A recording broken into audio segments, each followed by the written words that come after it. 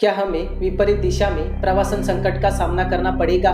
क्या आप कभी ऐसे व्यक्ति से मिले जो हमेशा ठंडा महसूस करता है, भले ही बाकी सब गर्म हो?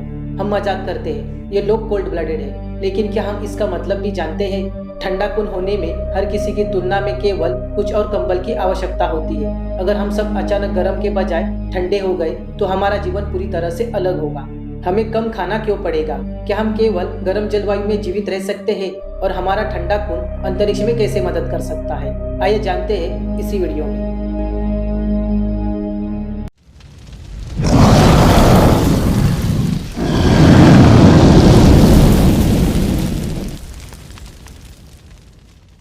आपके और मेरे जैसे गर्म रक्त वाले जीवों को एंडोथर्मिक कहा जाता है। जब हमारे शरीर का तापमान बहुत अधिक गर्म या ठंडा हो जाता है तो हमें उन्हें नियंत्रित करने में मदद करने के लिए कंपकंपी और पसीने जैसी प्रक्रियाओं का निर्माण करते हैं। लेकिन ठंडे खून वाले या एक्टोथर्मिक जीवों के पास वही विलासिता नहीं होती। उन्हें अपने शरीर के तापमान को नियंत्रित करने के लिए बाहरी स्रोतों पर निर्भर रहना पड़ता है। इसका मतलब है हम सब ठंडे हो गए तो हमारा जीवन बहुत सीमित हो जाएगा। हमारी ऊर्जा का स्तर हमारे आसपास की गर्मी पर निर्भर करेगा, धूप में और आराम नहीं। वह हमारे सबसे अधिक उत्पादक समय होगा और सर्दियों में एक अच्छा हीटर जीवन और मृत्यु के बीच का अंतर हो सकता है। क्या आपको लगता है हम जीवित रह पाएंगे? यदि आप केवल ठंडे खून के साथ जागते हैं तो बहुत सी नई चीजों की आदत हो जाएगी, कुछ अच्छी या कुछ बुरी। एक बात के लिए आपका किराने का बिल बहुत छोटा होगा क्योंकि आपको अब उतना नहीं खाना पड़ेगा जितना आप अभी खाते हैं। गर्म खून वाले जानवर बहुत खाते हैं क्योंकि उन्हें अपने शरीर को सही तापमान पर रखने के लिए उस सारी ऊर्जा की आवश्यकता होती है। लेकिन क्या होगा अगर आप दिन में 3 बार खाना पसंद करते हैं? जरूर, आप जितना चाहे उतना खा सकते हैं, लेकिन उन सभी कैलोरी का कोई उपयोग नहीं होने से वह सारा खाना सीधे वसा में चला जाएगा।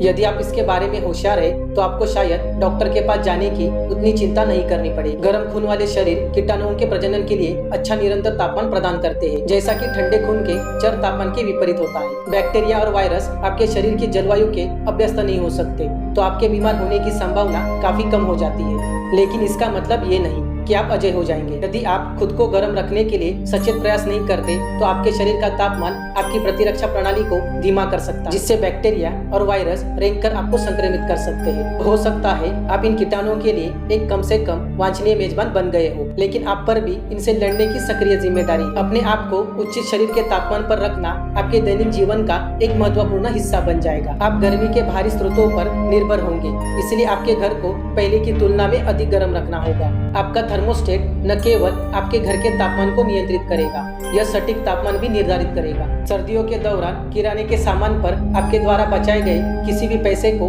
आकाश उच्च तापमान बिल द्वारा जल्दी से समाप्त कर दिया जाएगा। ठंडे खून वाले भूमि निवासी 21 से 40 डिग्री सेल्सियस के बीच तापमान में सबसे अच्छा प्रदर्शन करते हैं। इसलिए अपने लिए चीजों को आसान बनाने के लिए और अधिक सक्रिय जीवन जीने के लिए हम सभी को भूमध्य रेखा के करीब जाना सबसे अच्छा होगा। सिवाय इसके ग्रह के एक क्षेत्र में जाने के लिए बहुत सारे लोग हैं और जल्दी ही हम उन सामान्य मुद्दों में भाग लेंगे जो बड़े पैमाने पर मानव प्रवास के साथ आते हैं। ये अधिक भीड़भाड़ वाला होगा, हमारे संसाधन समाप्त हो रहे होंगे और कौन जानता है राजनीतिक अस्थिरता के आने में कितना समय लगेगा। तो शायद ये बेहतर होगा हम में से कुछ एक साथ दूसरे ग्रह पर चले जाएं। हाँ, ये थोड़ा महत्वाकांक्षी है, लेकिन मेरे साथ सहन करें क्योंकि अंतरिक्ष यात्रा वास्तव में ठंडे खून वाले मनुष्य के लिए बहुत आसान होनी चाहिए। जब ठंडे खून वाले जानवर सर्दियों में हाइबरनेट करते हैं तो वे अपने शरीर के तापमान को अपने आसपास के तापमान से कम कर देते हैं और टॉर्पर नामक राज्य में प्रवेश करते हैं। इस कैटेटोनिक अवस्था में उनकी सांस और दिल की धड़कन धीमी हो जाती है और वे शरीर में जमा वसा पर